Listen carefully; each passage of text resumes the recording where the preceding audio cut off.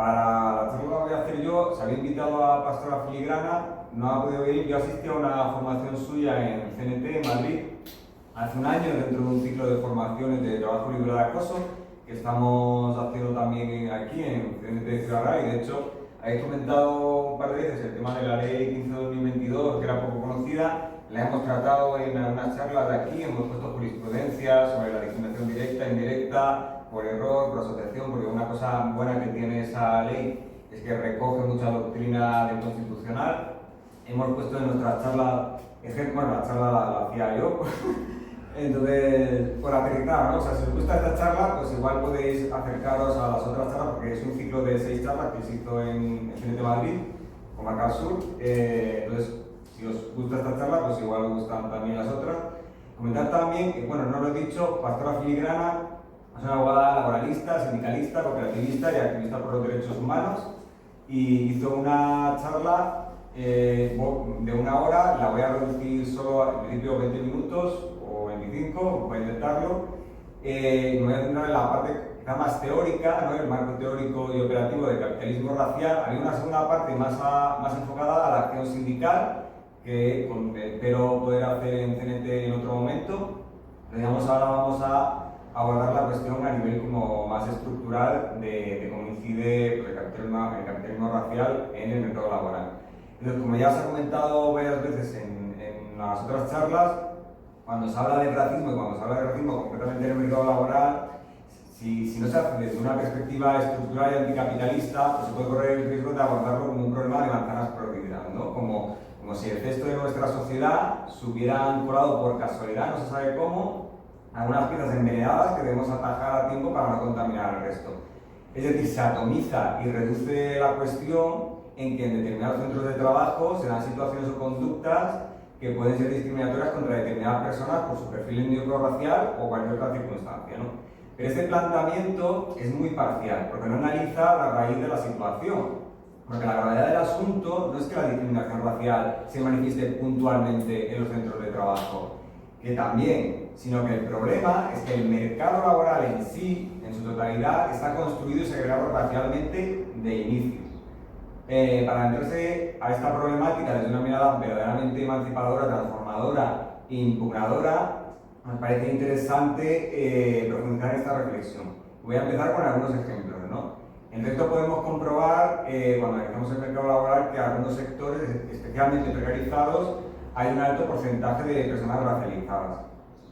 Pastora es de Sevilla y comentaba el caso, especialmente en el campo, en Huelva y en Almería, donde encontramos porcentajes del 75%. No voy a omitir las fuentes, si luego que las fuentes, tengo las fuentes de todos los datos, ¿vale? Bueno, no lo voy a citar porque si no es malo. Entonces, cuando hablamos de racismo en el mercado laboral, vuelvo a insistir, no estamos hablando solo de que despida a una chica en el supermercado cuando se sabe que es gitana, ¿no? Como el caso que comentaba antes, ¿no? De voy a la vivienda y cuando me ven, pues es como se echan para atrás, y esto ha ocurrido. De hecho, fue un caso que llevó Pastora en 2021, de que ocurrió esto, de que contactaron con una chica y por teléfono muy bien, y cuando fue a la empresa en plan, ay, no, había un malentendido, y se echaron para atrás. El juicio llegaron a un acuerdo, no llegó a haber sentencia, se llegaron a un acuerdo con la empresa.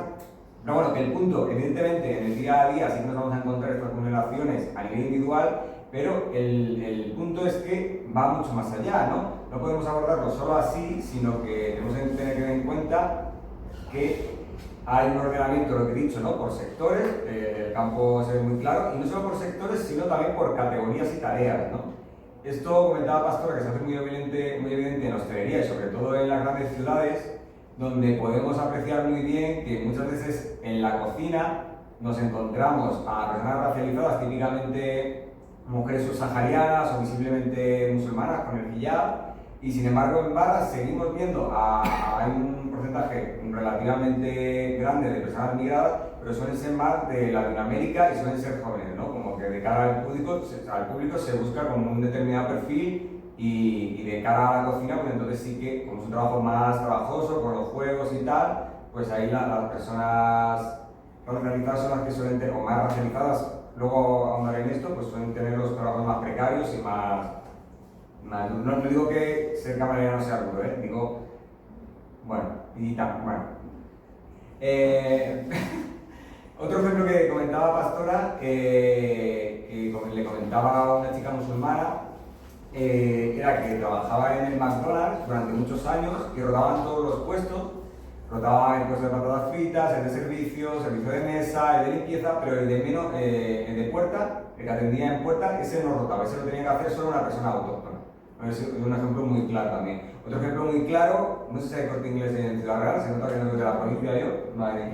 Pero bueno, si habéis ido alguna vez a un Corte Inglés, pues es también como muy exagerado, que es muy raro encontrarse a una dependienta que sea racializada, y sin embargo, en el informe que presenta el Corte Inglés, el porcentaje es un 5%, y ese 5% muchas veces como que se esconde en centros logísticos, en las descargas y de los camiones, y han habido, también son trabajos como muy precarizados, como muy escondidos, ya han habido algunas denuncias en el Salto, denuncia social me refiero, sobre esta cuestión, y además también recalcar, que voy a incidir ahora en esto, en esos trabajos de logística suelen ser personas racializadas varones, ¿no? Mientras que en hostelería muchas veces son mujeres, ¿no?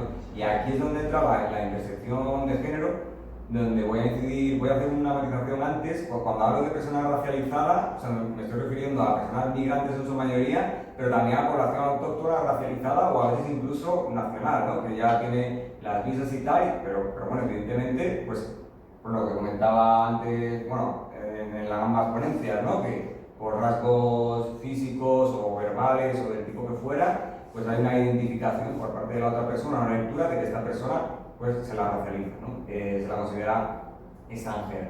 Entonces, sobre la cuestión del género, otro sector que está muy racializado y en el que Pastor también tiene una incidencia directa es el sector de cuidados. Entonces nos encontramos que el servicio de trabajadoras del hogar tenemos un porcentaje de 69%, varía un poco según estudios, de personas racializadas y además es altamente feminizado con un porcentaje de 87% en general, o sea, sin tener en cuenta la cuestión racial. Y algo parecido ocurre, claro, estamos hablando en el contexto español, pero eso lo podemos subir una escala a escala global con la maquila, que es la industria que produce la ropa barata de la moda rápida en centros ubicados en el sur global, en la periferia del imperio, no sé si quiero usar bueno, igual la tecnología no es la mejor en este contexto, pero bueno. Entonces nos encontramos que en Asia se concentra el 75% de la industria mundial de la confección y que el porcentaje de mujeres supera el 75% en varios de estos países, como Laos, Mongolia, Myanmar y Afganistán. Hay algún caso que era del 90%, ¿no? Entonces, pues será esto no solo a escala local, sino a escala global. Otro caso de manual que conocía muy bien Pastora y que he comentado antes, pero voy a ahondar un poco más, es el de la recolección de la fresa y frutos frutos rojos, en Huelva. Desde el año 2000 es algo que se viene practicando, que es la selección de principalmente y de forma muy concreta y específica, la selección para trabajo de miles de mujeres marroquíes, rurales, con hijos menores a cargo, que se desplazan cada año mediante contratos en origen vinculados a un empleador, una zona o una campaña particular, ¿no? Lo que se pretende ahí, por una parte, que lo último que he dicho de algo particular, atomizar para que no haya una organización continua en el tiempo, y por otra parte, lo de coger que sean específicamente mujeres con menores a cargo, es para evitar el arraigo, porque al final con la trabajadora que viene sin los hijos, entonces es como el empleador se queda como tranquilo, con muchas comillas. Para atarlos con los hijos, ¿quieres decir? No, para que no se queden en España, porque sabe que la mujer va a volver. Si contratara a un hombre racializado en origen, ¿no? Porque es contratación en origen en Marruecos, pues a lo mejor podría tener el miedo, o dile como quieras, claro, es más fácil que haya un arraigo en que se quede ahí, bueno, que eso es una dinámica muy típica, ¿no? De me quedo en España y voy pasándole dinero a... Pero claro, lo que seleccionan, esto es algo que, de hecho, Pastora, hay un montón de noticias desde 2019 hasta 2021, lo estuvo denunciando a Inspección de Trabajo, y también han habido informes de otras entidades, ¿no? Pero, porque ya no es solo esta cuestión de que digamos que la patronal, luego voy a insistir en esto, busque las intersecciones de la población más vulnerable para evitar que haya una organización sindical de lucha laboral y se suban, bueno, ya ni se suban, que se cumplan los convenios, porque muchas veces como se dan estas vulneraciones o o esta posicionalidad, ¿no? Que hace más de una vez esta población, pues ni siquiera se exige que se cumplan los convenios, o no se conoce. Entonces, luego insisto sobre esto, ¿no? Pero lo que quería comentar es que Pastor anunciaba que ya no solo que se haga esta selección en la contratación, sino que estos centros de recolección de fresa se gestionaban literalmente como apartheid, pues, utilizó la palabra tal cual, y comentaba que no solo, no sé qué es peor de las dos cosas que comentó, pero que no solo el reparto de tareas, pues lo que comentaba antes, ¿no? Los hombres rumanos eran los que se encargaban de cargar las cajas y las mujeres marroquíes de recoger la fresa y etcétera, sino que luego el reparto de viviendas eran viviendas en las que estaban hacinados las personas, y además era una separación por perfil étnico-nacional o nacional, ¿no? O sea, daba igual que a lo mejor hubiera una pareja que fuera una rumana y un marroquí, pues no, o sea, la separación es, bueno, en el momento, ¿no? Trabajando, que crean una vinculación, o del tipo que sea, o sea, estoy hablando de amistad o lo que sea, pues da igual, o sea, la separación es por criterios completamente absurdos, cuando podría ser perfectamente, no sé, a ver, no le vas a pedir al empresario que autogestione esto, ¿no? Pero me refiero que perfectamente las personas podrían decir, pues yo quiero ir a dormir aquí y me agrupan con unas personas con quiero dormir con esa gente porque me da más confianza que no la selección que hace el empresario. Bueno, no sé si me estoy yendo un poco el tema. Pero bueno, la cuestión, lo importante que hay que recalcar aquí es que hay una búsqueda intencional de la patronal por esta intersección entre género y raza y muchas veces otras intersecciones para encontrar la mano de obra más vulnerable, que es la que está dispuesta a trabajar más por menos, sin conflictividad sindical y sin quejarse, ¿no? Ese es el punto clave y es la motivación para esta segregación racial tanto de los sectores como de las tareas que venía comentando, ¿no? Con estos ejemplos. Al final del día se usa la racialización y la migración como un recurso más, ¿no? De la patronal, como un mecanismo de abarcamiento de los costes salariales y de disciplinamiento del trabajo para evitar pues esas quejas, ¿no? O esa organización sindical o obrera, o sea, tampoco hace falta que sea a través de un sindicato, aunque la Constitución es el vehículo que hemos sido bueno, es el legitimado por la Constitución. Bueno, que me estoy yendo, perdón. Si me voy, me voy con la... no es que existan empresas, ¿no? Esto es importante recalcarlo, no es que existan empresas buenas o malas respecto al racismo de forma aislada, ¿no? Insisto en que no es una cuestión, o no solo una cuestión de conductas individuales, o que tengan mejores o peores enfoques y prácticas hacia la diversidad en el trabajo, ¿no? Que es como todo ese lenguaje del rostro humano de la patronal que nos quieren vender, sino que verdaderamente el mercado laboral opera con esta perversidad a nivel estructural y de inicio. Insisto, voy a repetirlo varias veces, pero la pastora lo hizo y creo que tiene toda la razón en hacerlo.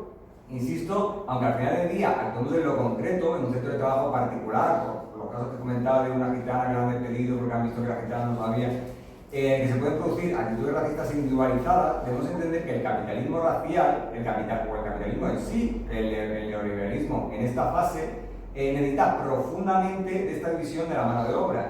Es decir, no es que en el cesto hay una manzana podrida, que sería como la caricatura de la persona racista, llena de prejuicios, que irracionalmente odia a los inmigrantes. Existe ese perfil, pero el problema no es ese perfil, sino que el propio mercado laboral está construido así de inicio, ¿no? O sea, la cesta, por seguir con la metáfora, compartimentaliza las manzanas por colores, ¿no? Entonces, no podemos definir el racismo solo como manzanas podridas.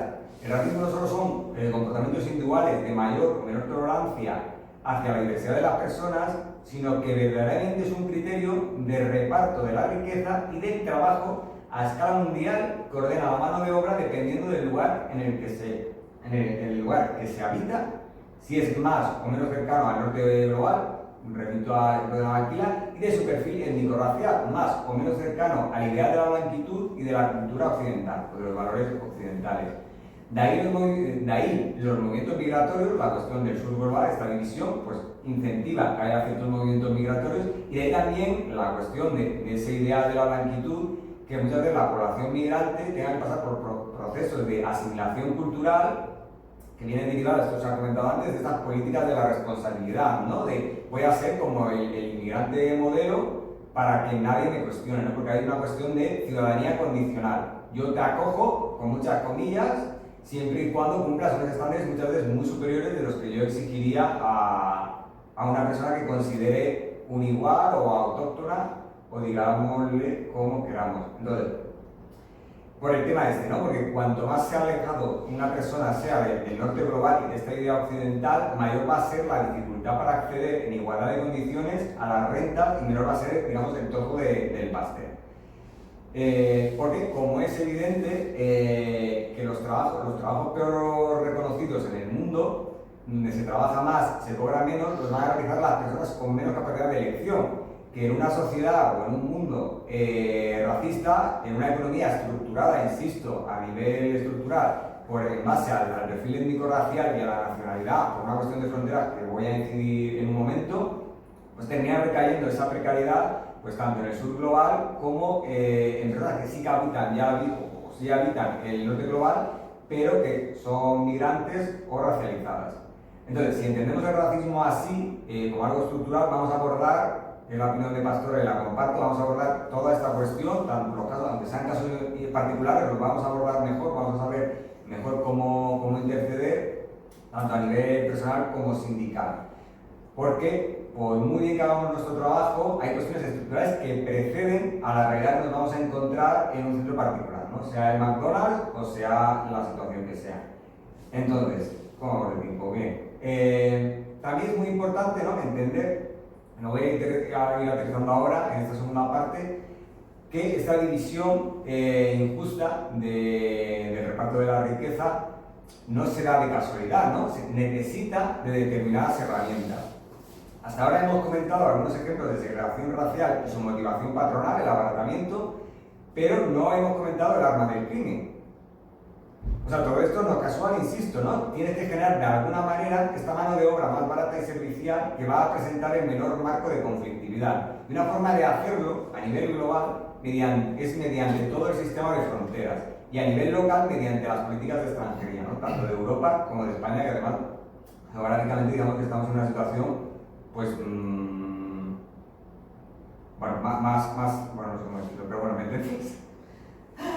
Entonces, Pastora recalcaba que ya no planificó convertirse en una experta en la ley de extranjería. O sea, eso es algo que le vino dado cuando entró a las prácticas en el Sindicato de Obreros del Campo y vio que no se podía trabajar estos asuntos, no podía plantear una reclamación de cantidades o un despido o organizar una lucha sindical sin tener en cuenta, sin factorizar la ley de extranjería en estas cuestiones. O sea, digamos que se volvió experta en la ley por demanda de otras cuestiones. O sea, empezó como sindicalista y terminó, bueno, o sea, ella está en la intersección, o sea, está en ambas luchas. De hecho, insistiré luego en ello. Entonces, ¿qué pierdo el hilo? Existen otras herramientas, ¿no?, para segregar racialmente el mercado laboral, ¿no? Pero sin duda la política de extranjería es la herramienta más efectiva que tiene la patronal, ¿no? Es el mecanismo para encontrar, y eso es importante, para construir cuerpos baratos dispuestos a trabajar mucho y cobrar poco sin quejarse, ¿no? Por todo lo que se ha comentado antes de todas las vulneraciones, todas las presiones, todas las trabas que se ponen, ¿no? Porque al final la ley de extranjería funciona muchas veces como una gincana, ¿no?, que hay que ir como superando poco a poco y con muchos esfuerzos, y aún así parece que, aunque lo des todo, como que siempre estás por detrás, ¿no? Y sobre la ley de extranjería, luego comentaré los detalles, pero lo que hay que entender es la lógica primordial que tiene, y que comenta desde el propio preámbulo, que es que para tener papeles, y digamos, esto se puede matizar, pero por ponerlo de manera sencilla, para ser un sujeto de derecho, al final del día lo que se necesita, en la gran mayoría de casos, es tener un contrato de trabajo. Entonces hay una relación muy estrecha. Entonces, de hecho, el preámbulo de la Ley Orgánica 2/2009, que hace una reforma profunda de la Ley Orgánica 2000 sobre extranjería, dice literalmente, habla de necesidades reales de nuestro mercado de trabajo. O sea, dice, los poderes públicos deberán ordenar y canalizar legalmente los flujos migratorios en función de esto, de las necesidades del mercado nacional. Y de hecho, trimestralmente se publica el catálogo de ocupaciones de difícil cobertura, el SEP esto lo publica, y anualmente está la orden de gestión colectiva de contratación en origen, que sería el caso que comentaba antes de la contratación de la fresa, ¿no? Y muchas veces son trabajos pues, vinculados a protección del campo, el cuidado, hay otros sectores también, ¿no? Pero bueno, no vamos a profundizar. Entonces, adentrando un poco más en la extranjería, Pastor insiste que tampoco hace falta hacer un máster en la ley de extranjería, pero sí que hay dos puntos que son muy importantes entenderlos porque de ellos se derivan consecuencias bastante profundas, que son, por una parte, o sea, para conseguir el permiso de residencia y de trabajo, por una parte se requiere acreditar arraigo, que por lo general, con la reforma de 2024, vigente desde mayo de 2025, son 2 años, tienes que acreditar 2 años viviendo en España. Y la segunda condición es, antes eran 3 años para algunas condiciones, no voy a entrar en detalles porque la ley de extranjería es muy farragosa, entonces estoy simplificando un poco, ¿vale? Entonces, el segundo requisito es acreditar que tiene una o varias ofertas que garanticen el SMI, el salario mínimo interprofesional, o convenio proporcional a la jornada y sumen al menos 20 horas semanales. Antiguamente la condición era un contrato de 1 año, 30 horas semanales, simplificando, ¿no? Entonces se ha suavizado un poco la condición, podría quitarse la condición. Pero bueno, entonces, ¿de qué se deriva de estas dos condiciones? Pues por una parte, el hecho de que tú pidas un arraigo para el permiso de trabajo, insisto, el permiso de residencia y trabajo, me estás pidiendo que yo acredite que llevo 2 años en España. O sea, es una contradicción en los términos, ¿no? Entonces, lo que consigue con eso, lo que genera y mantiene con apoyo institucional es una bolsa de mano de obra semi-esclavizada, porque legalmente no puede acreditar ese trabajo, ¿no? Y por otra parte, el hecho de que exijas un contrato de trabajo cuando ya a las personas autóctonas muchas veces les cuesta conseguir trabajo, lo que incentiva es la generación de mercados sumergidos de venta de contratos de trabajo, ¿no? Y hay varias noticias sobre esto. Pastora dijo que se podía llegar a pagar 4.000 euros, yo busco noticias que hablan incluso de 10.000 euros. Igual la inflación, pero vamos, lamentable la situación. Y aquí hay dos cosas voy a ver. Hay dos cosas. Por una parte, el hecho de tener que pagar en muchas ocasiones, no siempre, ¿no? Pero en muchas ocasiones, tener que acceder a esos contratos para poder acreditar, para poder acceder a los permisos de... O sea, porque el tema es, yo presento, no sé muy bien a qué entidad, ¿no? Pero yo presento, digamos, al gobierno en abstracto, ¿vale? A la administración, presento que tengo un contrato y entonces cuando tengo el permiso de trabajo, ¿no? Es todo un poco extraño y kafkiano, pero bueno, la idea es un poco esa. Entonces, el hecho de que tenga que pagar muchas veces, pues a través de estos mercados sumergidos, lo que hace es que la población migrante, aparte de todas las dificultades que hemos comentado antes y que estoy comentando ahora, tiene una deuda añadida, ¿no? Y la deuda al final es otro de los grandes generadores de mano de obra barata en general, no solo para la población migrante, ¿no? Y el tema de la vivienda, como os he comentado antes, o sea, es una crisis que se vive a nivel, bueno, ya no voy a decir en España, yo creo que es una crisis prácticamente de, no sé si mundial, pero bueno, del norte global creo que sí. Entonces, y en algunos países ya no solo la deuda de la vivienda, sino la deuda médica, ¿no? Esto es algo que muchas veces vemos en nuestra acción sindical desde el sindicato, que hay reticencia a sumarse a piquetes o huelgas, porque la gente tiene una serie de obligaciones familiares, hipotecarias, deudas de otra naturaleza, y al final eso lo que está generando es desorganización o desactiva la organización sindical y de lucha en general, ¿no?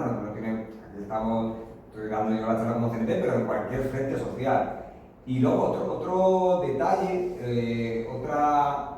otra presión es que no solo basta con el contrato de trabajo, sino que es necesario acreditar durante el primer mes que se está dado de alta en la seguridad social. Y muchas veces el segundo chantaje documental que suele hacer la patronal o el empresario o quien fuera es que para pagar la cotización es una obligación del empresario, pues muchas veces el empresario exige esa obligación a la persona empleada, que mantenga el pago de las cotizaciones o incluso que haga los propios papeles, ¿no? de las cotizaciones. Ya no solo para que tienes que acreditarlo el primer mes, sino que luego si quieres renovar tienes que acreditar esto. Hay muchos matices en la ley, no voy a entrar en detalles, pero digamos que en muchas ocasiones tienes que acreditar un mínimo de meses a lo largo del año porque este permiso de trabajo de normal dura 1 año el primer permiso.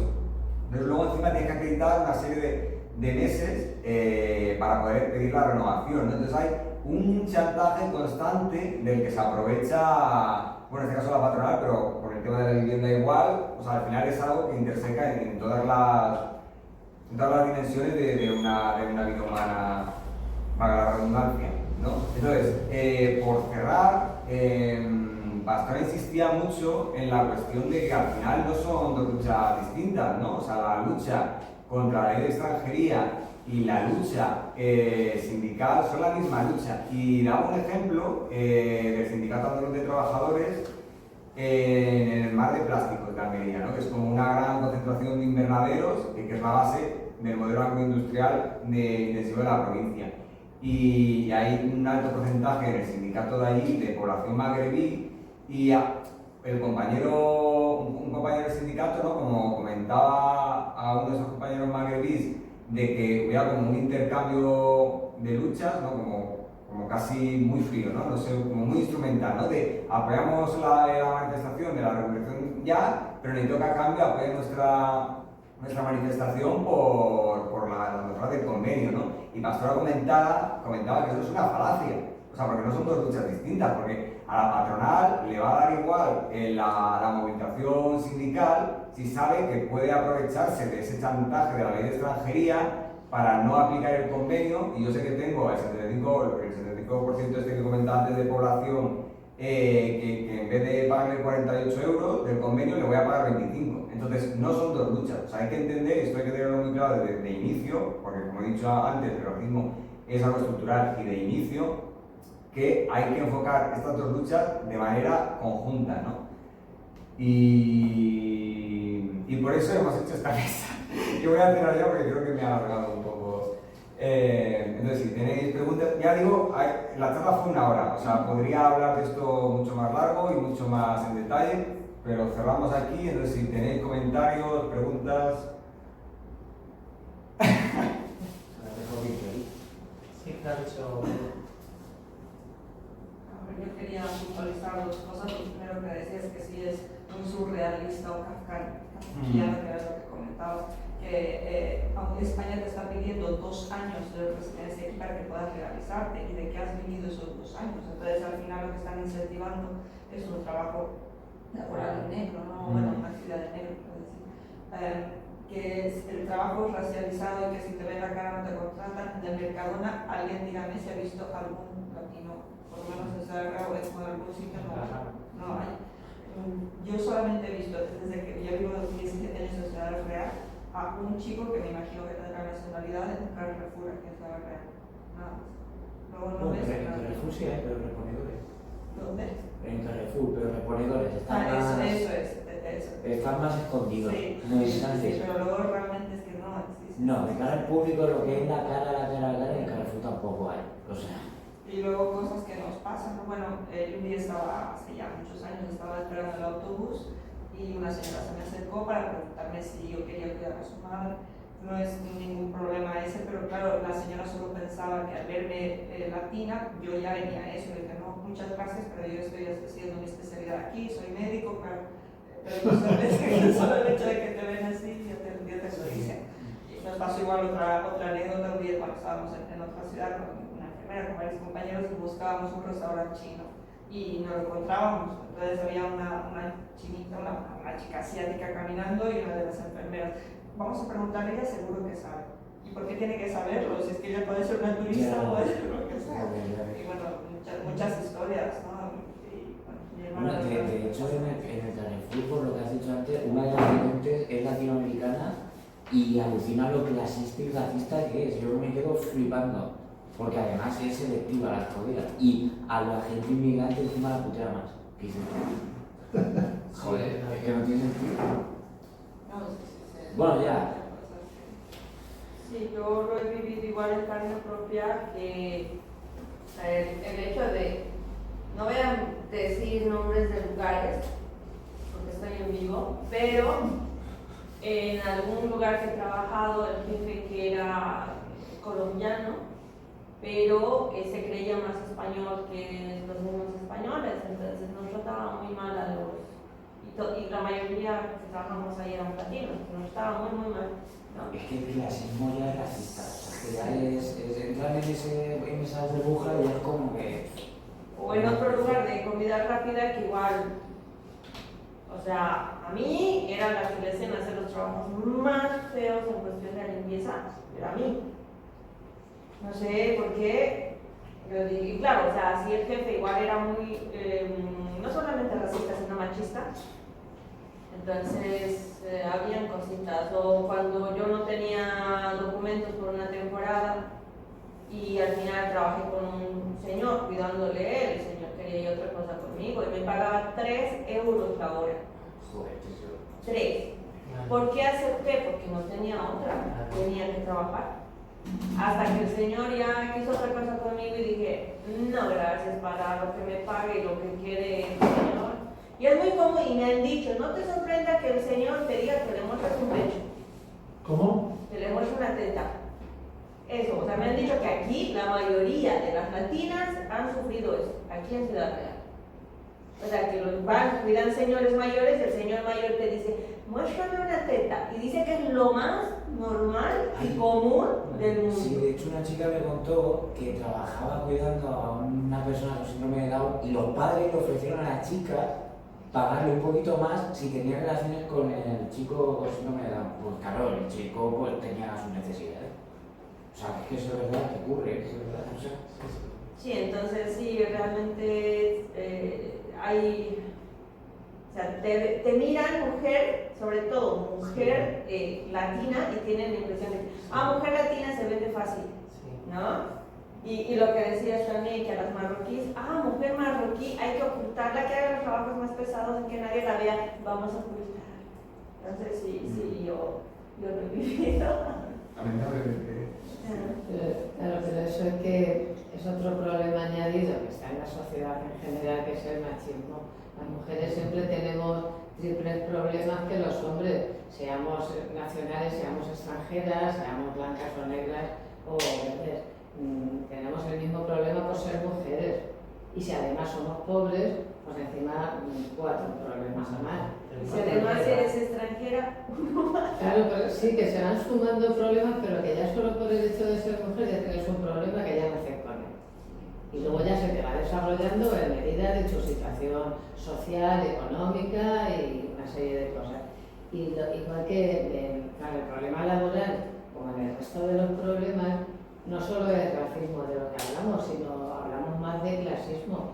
Porque si viene una persona negra, pero con un poderío, como vamos a hablar de un futbolista, que ahora está, pues no pasa nada, porque todo el mundo lo mira con admiración. Pero ya no solo económico, porque antes comentaba Alfonso, ¿no? De que venían estudiantes que tenían dinero, pero que era simplemente por la nacionalidad. Entonces ahí, cuando eres el futbolista, ya no es solo la cuestión económica, sino el prestigio social. Que a lo mejor un estudiante anónimo no tiene ese prestigio sí, social. pero por el ejemplo de la Ninjama el otro día que celebró como celebró también ha caído al muchacho la de... Sí. Entonces, Sí. no es ya solamente ser futbolista rico, es que tienes unos cánones de lo que ven muy bien. Pero con ese chico, por ejemplo, que era el que yo me refería, y el otro, pues nadie tiene problema de si es magrebí, si es musulmán o si es de... Bueno, yo escucho a la gente decir que si marcan un Ninjama no van a celebrar, porque no es español.